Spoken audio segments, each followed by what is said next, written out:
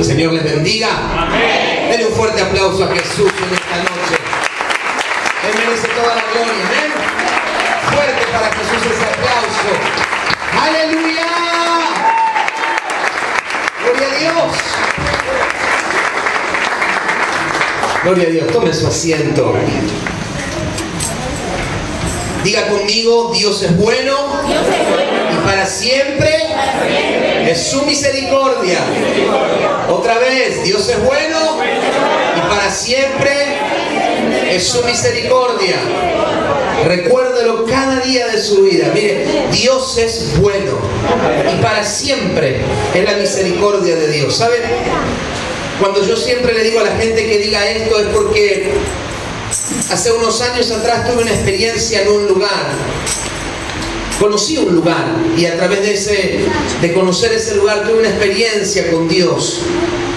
En España, en una de las ciudades que se llama Santander, encontré un lugar donde estábamos paseando, que hay un castillo muy grande, que los reyes católicos de España pasaban muchas vacaciones en aquel lugar.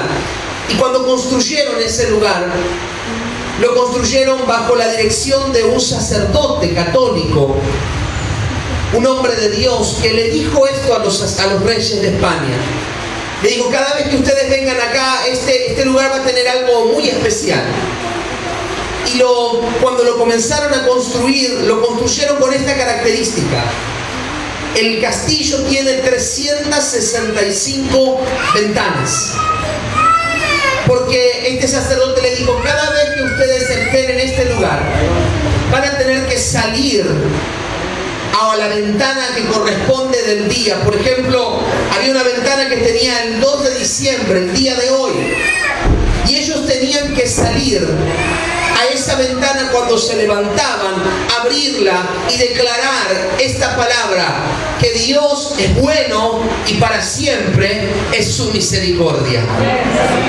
Mire, esos hombres hacían todos los días que estaban en aquel castillo, cuando iban a sus vacaciones, a sus descansos, todo el tiempo salían a esa ventana. Por ejemplo, allí estaba el día de hoy, 2 de diciembre, el 15 de agosto, el día de mi cumpleaños. ¿Qué día cumple usted años? Bueno, ese día también estaba. Cada día del calendario estaba allí. Y los reyes tenían que salir y declarar esto, abrir la ventana y decir esto: Dios es bueno y para siempre es su misericordia. ¿Sabe? Esos hombres fueron conocidos en toda España. Le llamaban los reyes católicos de España. Pero eran hombres que realmente creían en Dios y habían visto a Dios. Por eso podían confesar que Dios es bueno y para siempre es su misericordia. ¿Sabe?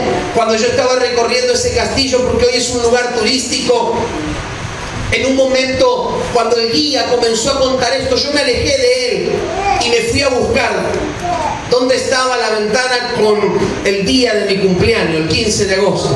Y me fui y me paré en esa ventana y no la abrí porque ya no se pueden abrir, porque como es un lugar turístico conservado, pero me paré allí y le dije: Señor, gracias porque un día, un 15 de agosto de 1976, tú fuiste bueno para conmigo, permitiéndome nacer, y puedo declarar cada día que para siempre es tu misericordia.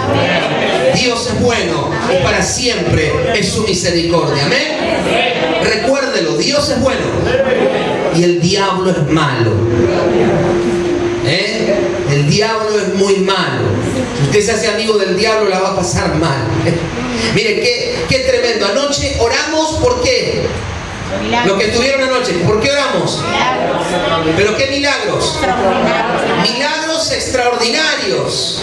Recién allí un hermano me estaba contando y dándome el testimonio. 30 años su oído cerrado. Hermano, venga, quiero que lo dé ahora, hermano.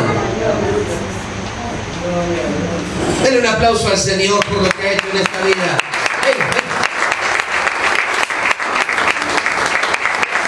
¿Cómo es su nombre, hermano?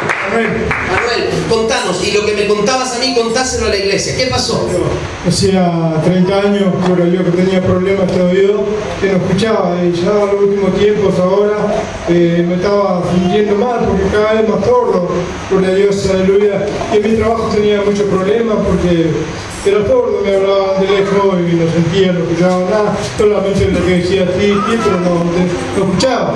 Pero anoche el Señor ha hecho una obra en mi oído que yo escucho bien, perfectamente, y también oí problemas auricular de la radio y escucha bien. Escucha normal, se destapó tu oído. 30 años. 30 años, hermano, y quizá un poco más, pero yo me acuerdo 30 años, tenía problemas con los oídos, gloria a Dios. Siempre me hablaba, el pastor a veces me hablaba, yo le decía, pastor, sí, pero no escuchaba, tenía problemas en el oído. Y después que se iba el pastor, yo me iba a orar porque me sentía mal, porque yo le decía al pastor, sí, pero no escuchaba. Pero ahora, gracias a Dios, sí que escucho perfectamente. Denle un aplauso al Señor. Milagros extraordinarios. Los oídos de los sordos son abiertos. ¡Aleluya! ¡Gloria a Dios! Mire, ¿por qué oramos anoche? Milagros extraordinarios. No oramos por milagros comunes. Anoche dijimos, Señor, milagros extraordinarios. Me contaron que otra mujer a las 2 de la mañana se estaba tocando su seno y ¿sabe qué? No encontró el quiste que tenía en su seno. Y Dios anoche habló de que había una mujer que estaba siendo quitado su nódulo y fue quitado para la gloria de Dios. Amén. Mire, Dios obró. Y usted tendría que estar feliz. ¿Sabe que yo a veces le digo a la gente en las iglesias? Cuando uno está siempre acostumbrado en la iglesia, yo me crié en una iglesia bautista, nací allí. Si usted ve que en algún momento se me pone una aureola aquí en la cabeza, es porque casi nací santo. Yo casi nací en el banco de la iglesia.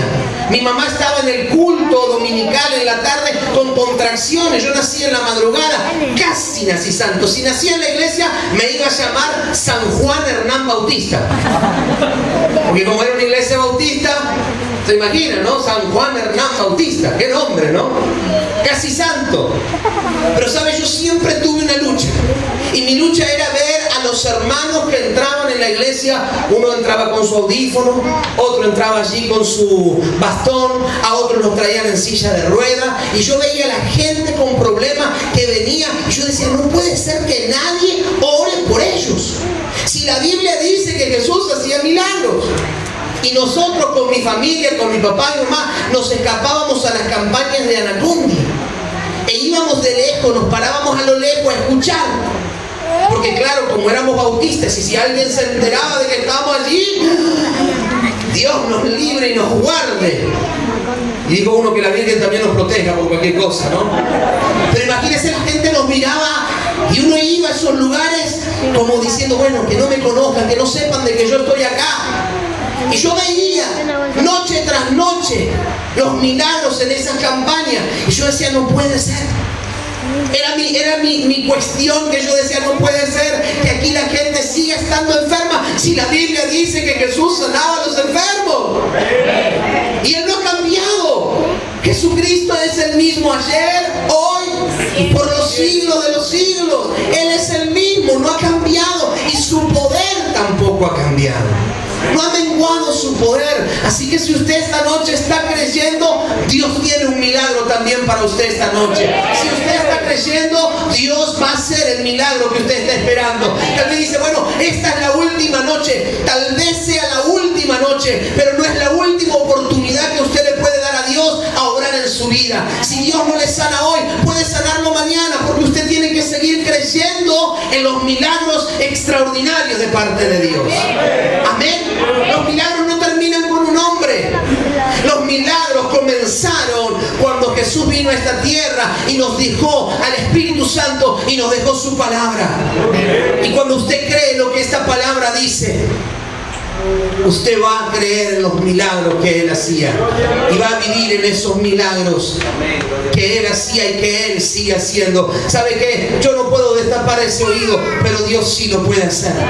Yo no puedo quitar un tumor, pero Dios sí lo puede hacer. Yo no puedo quitar un quiste, un nódulo, pero Dios sí lo puede hacer. Amén. Así que usted siga creyendo. Mire, la campaña no termina hoy. La campaña recién empieza para usted. Porque usted tiene que vivir de campaña en campaña, creyendo todos los días en milagro, en salvación, en liberación. Cuando alguien le diga, ay, es que me duele, diga, ay, te voy a orar. Bueno, se me le fue la fe a más de uno. Cuando diga, mira, me siento mal, tengo una presión, vení, te voy a liberar en el nombre de Jesús, te voy a hacer libre. Usted tiene que creerlo. Y usted va a vivir todos los días de campaña en campaña. Va a ver que la gente va a estar al lado suyo porque va a decir, ¿qué tenés? Porque hay milagros que están con vos. Amén. La gente necesita milagros de parte de Dios. El dicho del mundo dice, si yo no veo, no creo.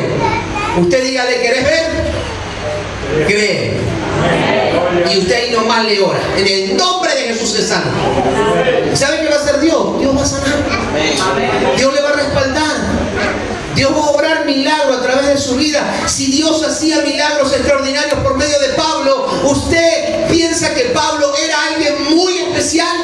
¿Que era algo diferente de lo que somos nosotros? Dice la Biblia que Pablo fue un perseguidor de la iglesia. Perseguía a la iglesia, mataba gente. Pablo estaba en contra del evangelio hasta que un día Dios se encontró con él. Dios lo fue a buscar para tener un encuentro. Y la vida de Pablo cambió. ¿Cuántos de ustedes han cambiado? Tal vez alguno dejó el tabaco, el cigarrillo, el alcohol, la droga, dejó la prostitución, dejó, no sé, malos hábitos. Usted se encontró con Jesús un día. Mire, cuando Pablo se encontró, él fue cambiado y él comenzó a cambiar todos los lugares a donde llegaba. Comenzó a creer en los milagros, comenzó a orar por milagros y siguió viendo milagros. Aún él estando en la cárcel, sucedían los milagros.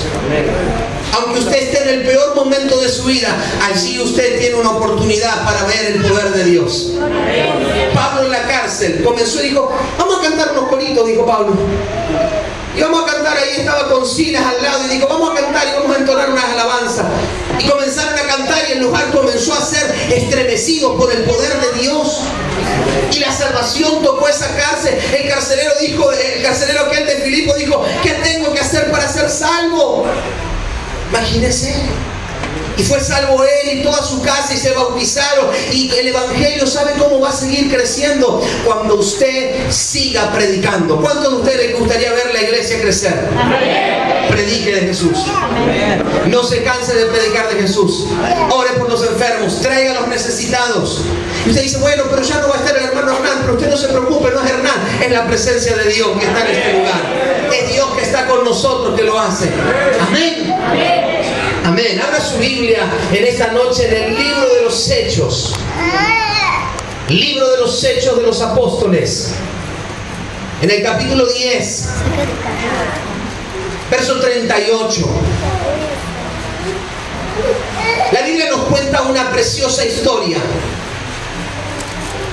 de cómo el poder de Dios llegó a los gentiles. Si usted lee todo el capítulo, es muy extenso para leérselo, pero se lo voy a narrar brevemente. Dice la Biblia que el apóstol Pedro estaba orando en un lugar, en una azotea en Jope, y tenía algo de hambre y pidió que le prepararan algo de comer. Y mientras le estaban preparando comida, el apóstol Pedro tiene una visión que viene por 3 veces a su vida. La visión fue que descendía un manto del cielo con animales. Dice la Biblia que con reptiles y animales cuadrúpedos, animales los cuales los judíos por ley no podían comer. Animales que la Biblia les consideraba que no eran puros.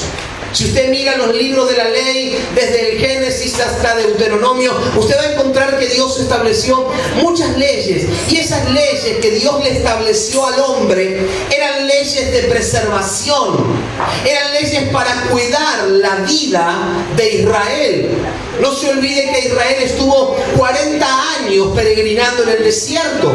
Así que no podían comer todos los alimentos, no podían comer todos los animales, porque se consideraba que había animales impuros. Y algunos de ellos no eran aptos para comerlos. Y Pedro tiene esa visión en un momento de que del cielo desciende este manto con animales extraños. Y Dios le habla algo a Pedro y le dice Dios esto. Le dice, no llames impuro lo que yo santifiqué. Y Pedro dijo, nunca ha entrado en mi boca, en mi cuerpo, nada impuro. Y el Señor le volvió a hablar y le dijo, no llames impuro lo que yo santifiqué. ¿Sabe por qué era santificado? Porque descendía directamente del cielo. Venía del lugar que uno considera que los cielos son santos. Y descendía de Dios. Y Pedro, teniendo esta visión, por 3 veces se repite, otro hombre en Cesarea, un centurión, estaba orando y también tiene una visión con un ángel. Y este ángel le habla y le dice que vaya a buscar a Pedro, porque Pedro le iba a traer un mensaje.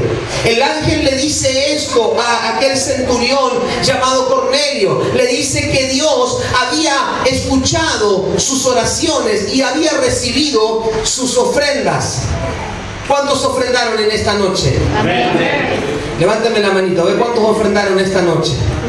Cuando usted ofrenda, usted se está preparando para tener un encuentro celestial en su vida. Amén. Usted no crea que se le fueron 2 pesos, 5 pesos, 10 pesos, 20 pesos, 50 o 100. Usted, cuando está ofrendando, usted está provocando un encuentro con lo celestial. Porque aquel hombre llamado Cornelio, que daba, dice, ofrenda a Dios todo el tiempo. En un momento de su vida, Dios recordó esas ofrendas. Todas las ofrendas que usted dé suben a la presencia del Señor como un memorial. El Señor, pareciera que muchas veces le decimos esto: Señor, te olvidaste de mí. En medio de la crisis, Señor, ¿dónde estás? ¿Y sabe qué? Dios está más cerca de lo que usted cree. Pero Dios tiene que tener memoria de aquellos que también ofrendan y oran. Dios quiere conocer en los cielos quiénes son aquellos que oran, porque dice que Él les escucha. Si usted quiere ser conocido por Dios, cuéntele a Dios de usted, háblele a Dios de su vida, y Dios le va a escuchar. Pero si usted no habla con Dios, difícilmente vaya a ser conocido. Y es más, si usted no da, sepa que Dios tiene un libro de las memorias. Y cuando ese libro llega a un límite de que ya no hay memoria donde Dios pueda escribir el libro de tu página, Dios dice, ¿y qué hicimos por este hombre? ¿Qué hicimos por aquella ofrenda que nos dio? Porque usted no cree que está dando ofrenda para el pastor o ofrenda para mí. Usted está dando ofrenda para Dios.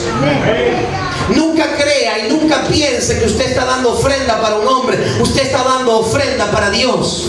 Usted no piense y se preocupe por lo que hagan con la ofrenda. Usted preocúpese de que Dios reciba su ofrenda. Amén. Y cuando Cornelio daba ofrenda y oraba, dice que esto subió a la presencia del Señor como memoria. Y envía a Dios un ángel a su vida. El ángel viene a él y se manifiesta y le dice, quiero que vayas a la calle tercera, el lugar derecho, y busques a un hombre en la casa de un hombre llamado Pedro, de otro hombre llamado Pedro, Simón, el curtidor, y así va a estar Pedro, le dijo. Y cuando llegues allí, invítalo a él a venir, porque él tiene algo que decirles. Pedro estaba orando, tiene una visión. Este hombre Cornelio daba a Dios y oraba y tiene un encuentro con ángeles. Dios provocó que los cielos se alinearan. La gente que estaba orando y la gente que estaba dando y la gente que estaba creyendo provocó algo en los aires espirituales. Los cielos, escuche esto, los cielos se alinearon con un propósito: salvación en un hogar. Pedro llega a la casa de Cornelio y encuentra que en esa casa hay una multitud.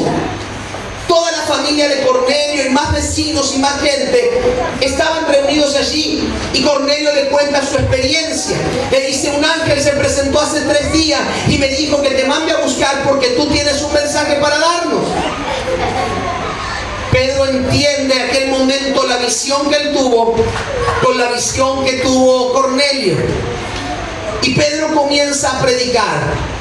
Y mientras está predicando, Pedro menciona este versículo del capítulo 10, verso 38, que dice así: me refiero a Jesús de Nazaret, cómo lo ungió Dios con el Espíritu Santo y con poder, y cómo anduvo haciendo el bien y sanando a todos los oprimidos que estaban por el diablo, porque Dios estaba con él. Pedro está predicando esta palabra y dice: me refiero a Jesús de Nazaret, cómo lo ungió Dios con el Espíritu Santo y con poder, y cómo anduvo haciendo el bien y sanando a todos los que estaban oprimidos por el diablo, porque Dios estaba con él. Y Pedro dice: y nosotros somos testigos de todo lo que hizo en la tierra de los judíos y en Jerusalén. Lo mataron colgándole de un madero, pero Dios lo resucitó al tercer día y dispuso que se apareciera no todo el pueblo, sino a nosotros, testigos previamente escogidos por Dios, que comimos y bebimos con él después de su resurrección. Él nos mandó a predicar al pueblo y a dar solemne testimonio de que ha sido nombrado por Dios como juez de vivos y muertos, y de él dan testimonio todos los profetas, que todo el que cree en él recibe por medio de su nombre el perdón de pecados. Y mientras dice, escucha el verso 44, y mientras Pedro estaba todavía hablando, el Espíritu Santo descendió sobre todos los que escuchaban el mensaje. Y los defensores de la circuncisión que habían llegado con Pedro se quedaron asombrados de que el don del Espíritu se hubiera derramado también sobre los gentiles, pues los oían hablar en lenguas y alabar a Dios de distintas maneras. Entonces Pedro respondió: ¿acaso puede alguien negar el agua para que sean bautizados estos que han recibido el Espíritu Santo lo mismo que nosotros? Y dice que todos fueron bautizados en el nombre de Jesús, y se quedaron muchos días más allí predicando. Pedro está predicando en esta casa, y solo él hablaba de Jesús. Hablaba de lo que Jesús hacía, cómo Dios lo ungió a Jesús con el Espíritu Santo y con poder, y cómo Jesús anduvo haciendo bienes y sanando a los oprimidos por el diablo, porque había algo: Dios estaba con Jesús. La Biblia dice que en una oportunidad en la región de Decápolis le trajeron a Jesús a un hombre que era sordo y tartamudo, y Jesús lo sacó del lugar y escupió en su boca y puso sus dedos en los oídos de aquel hombre y le dijo esta palabra: Efrata, que significa sea abierto. Y en el momento se le destrabó la lengua y se les abrieron los oídos, y la gente de aquel lugar decía esto: todo lo hace bien, aún hace oír a los sordos y hablar a los mudos. Fíjese, Jesús cuando hace algo, lo hace bien. Acá dice la Escritura: y anduvo haciendo el bien. Jesús tiene un propósito: hacerte bien a tu vida. Jesús tiene un propósito: sanarte, hacerte bien. Si estás oprimido, Él tiene un propósito: hacerte libre. Para eso Él recibió el poder del Espíritu Santo y fue ungido para poder alcanzar las necesidades de la gente. Asimismo, la Biblia nos dice que Dios nos ungió a cada uno de nosotros y nos ha dado también ese poder para que hagamos el bien, para que sanemos a los enfermos y liberemos a los oprimidos por el diablo. Pero Pedro se enfrenta a la religión. Pedro tiene una experiencia con Dios. Y sabe que cuando usted tiene una experiencia con Dios, la religión muchas veces te dice que no es así. Pero cuando alguien tiene una experiencia con Dios, generalmente a mí viene mucha gente y me dice: hermano, Dios me habló, o Dios me dijo. Y sabe que yo no le puedo contradecir, porque Dios es un Dios personal, y como Dios me habla a mí, también te habla a ti. Pedro tuvo una experiencia con Dios, y esa experiencia lo llevó a ir a un lugar de donde había gente gentil. Significaba que entre judíos y gentiles no se podían tratar, porque el Evangelio había sido destinado solamente para los judíos. Pero porque ciertamente también la Biblia dice que a los suyos vino y los suyos no le recibieron. Pero a los que le reciben, a nosotros, nos da la potestad y el derecho de ser hechos hijos de Dios. Y si hijos, somos herederos juntamente con Él de todas las promesas. Y si había promesas sobre Jesús de que iba a ser lleno del Espíritu Santo, tú tienes en esta noche una promesa de que vas a ser lleno del Espíritu Santo. Si Jesús tenía promesa de que Él iba a sanar a los enfermos, tú tienes la misma promesa que cuando ponga las manos en los enfermos serán sanos. Tú tienes la misma promesa que Jesús, porque Él fue ungido con el Espíritu Santo para hacer bienes, para sanar a los oprimidos por el diablo. Tú tienes la misma promesa como hijo, sanar a los que están oprimidos por el diablo. Pedro creyó esto y no se limita y va a los gentiles y predica, y el Espíritu Santo también se derrama en aquella gente. Y en el capítulo 11 quiero leerle algunos versículos de este pasaje. En el versículo 1 del capítulo 11 dice: los apóstoles y los hermanos de toda Judea se enteraron de que también los gentiles habían recibido la palabra de Dios.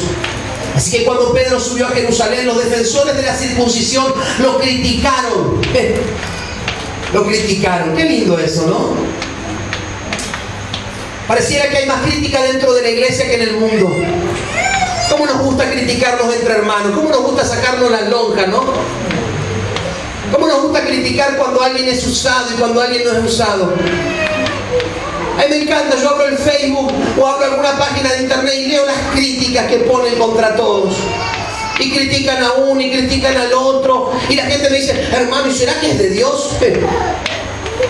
Yo por cualquier cosa, hermano, yo no me atrevería a criticar. Señor, hay unos que andan allí orando, ¿se lo impedimos? El Señor le dijo: el que no es con nosotros desparrama, pero el que es con nosotros junta. Usted no se ponga a criticar. Si está juntando para el reino de Dios, usted no se ponga a criticar. Preocúpese que su vida sea un testimonio delante de Dios el día de mañana, cuando se llame allá y se tenga que presentar. No critique, porque ¿sabe qué? Si usted critica con la misma medida que usted mide, será medido. Ay, es que fíjate que me enteré. No es un chisme, me enteré. Ah, me contaron, por ahí me contaron. Hermano, no critique. ¿Sabe que el dicho dice que la crítica destruye? No es una crítica constructiva, pastor. Ninguna crítica es constructiva. Las críticas se llaman críticas. Y dice acá: los defensores de la circuncisión se enteraron y lo criticaron a Pedro diciendo: entraste en casa de hombres incircuncisos y comiste con ellos. Qué tremendo, ¿no? ¡Wow! Comieron con gentiles. ¡Ay! Comiste con tu suegra. ¡Ay!